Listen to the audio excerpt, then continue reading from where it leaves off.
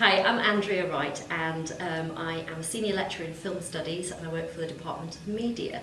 I also do some work with Solstice, which is looking at technology enhanced learning within the university. I'm using Panopto really to help the students to add to their learning.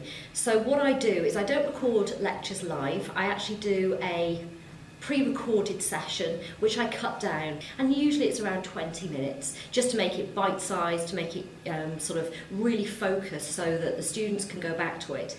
Because I think that, you know, if you're listening to a lecture, you take down notes, sometimes you can't always process it, or you miss a little bit. Rather than sort of frantically scribbling and then feeling that you might have missed out, I think that the students have the opportunity then to watch it at their leisure. Because of the way that Panopto works, the pausing, the moving, the searching, all of those things really help. I think that you can target what you want to know. So if there's a key term that you want to go back to that I've explained in the session, you think you've got it, but you just want to check up. So I think that the massive benefit of students is it's a support mechanism as much as anything else. It's backup, it's extra help.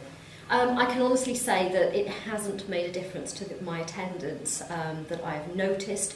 There will always be students who don't attend for various reasons, you know, some very legitimate reasons, but I don't feel that it's affected my general attendance, because I think students still value the presence of a person in front of them too. Panopto doesn't replace you. It is an addition to what you do, but it's not a replacement for having one-to-one interaction, to have a seminar, to have as well, because I try and make them distinct, and that's part of the reason why I chose to pre-record, because you have a very different experience. So you don't get perhaps sidelines, anecdotes, you know, moments where you pause to ask a question. That isn't in the Panopto version. So the live version is still a live experience that's different, and the Panopto version is much more functional, I suppose. So I make a distinction between the two.